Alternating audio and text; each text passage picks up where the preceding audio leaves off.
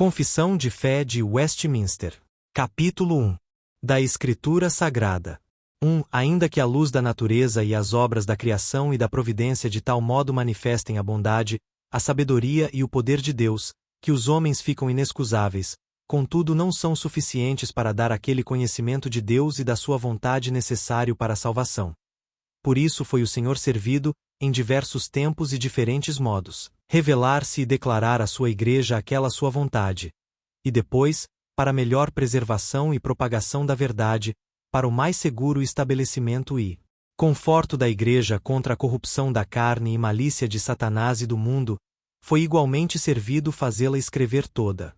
Isto torna indispensável a Escritura Sagrada, tendo cessado aqueles antigos modos de revelar Deus a sua vontade ao seu povo. 2. Sob o nome de Escritura Sagrada, ou Palavra de Deus escrita, incluem-se agora todos os livros do Velho e do Novo Testamento, que são os seguintes, todos dados por inspiração de Deus para serem a regra de fé e de prática. O Velho Testamento.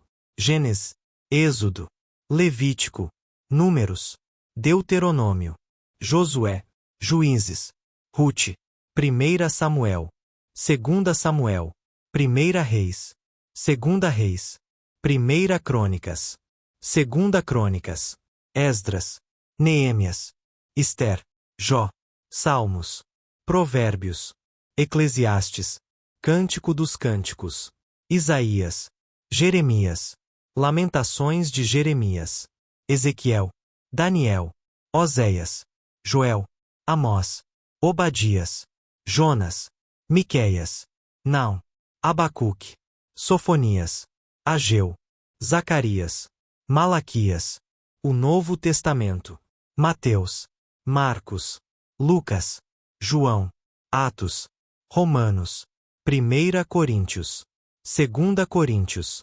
Gálatas, Efésios, Filipenses, Colossenses, 1 Tessalonicenses, 2 Tessalonicenses, 1 Timóteo, 2 Timóteo, Tito, Filemon, Hebreus, Tiago, 1 Pedro, 2 Pedro, 1 João, 2 João, 3 João, Judas, Apocalipse.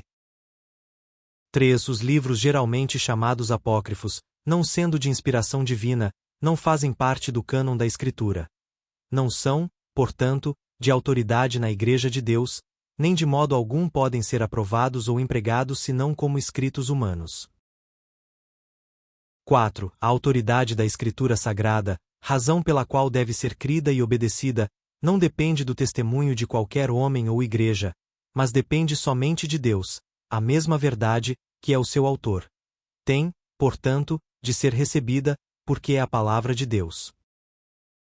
5. Pelo testemunho da Igreja podemos ser movidos e incitados a um alto e reverente apreço da Escritura Sagrada. A suprema excelência do seu conteúdo e eficácia da sua doutrina, a majestade do seu estilo, a harmonia de todas as suas partes, o escopo do seu todo, que é dar a Deus toda a glória, a plena revelação que faz do único meio de salvar-se o homem. As suas muitas outras excelências incomparáveis e completa perfeição, são argumentos pelos quais abundantemente se evidencia ser ela a Palavra de Deus. Contudo, a nossa plena persuasão e certeza da sua infalível verdade e divina autoridade provém da operação interna do Espírito Santo, que pela palavra e com a palavra testifica em nossos corações. 6. Todo o conselho de Deus concernente a todas as coisas necessárias para a glória dele e para a salvação, fé e vida do homem, ou é expressamente declarado na Escritura ou pode ser lógica e claramente deduzido dela. A Escritura nada se acrescentará em tempo algum, nem por novas revelações do Espírito, nem por tradições dos homens. Reconhecemos, entretanto, ser necessária a íntima iluminação do Espírito de Deus para a salvadora compreensão das coisas reveladas na palavra, e que há algumas circunstâncias, quanto ao culto de Deus e ao governo da Igreja, comum às ações e sociedades humanas, as quais têm de ser ordenadas pela luz da natureza e pela prudência cristã, segundo as regras gerais da palavra, que sempre devem ser observadas. 7. Na Escritura não são todas as coisas igualmente claras em si, nem do mesmo modo evidentes a todos. Contudo, as coisas que precisam ser obedecidas, cridas e observadas para a salvação, em um ou outro passo da Escritura são tão claramente expostas e explicadas, que não só os doutos, mas ainda os indoutos, no devido uso dos meios ordinários, podem alcançar uma suficiente compreensão delas. 8. O Velho Testamento em hebraico, língua vulgar do antigo povo de Deus, e o Novo Testamento em grego, a língua mais geralmente conhecida entre as nações no tempo em que ele foi escrito, sendo inspirados imediatamente por Deus e pelo seu singular cuidado e providência conservados puros em todos os séculos. São por isso autênticos e assim em todas as controvérsias religiosas a Igreja deve apelar para eles como para um supremo tribunal.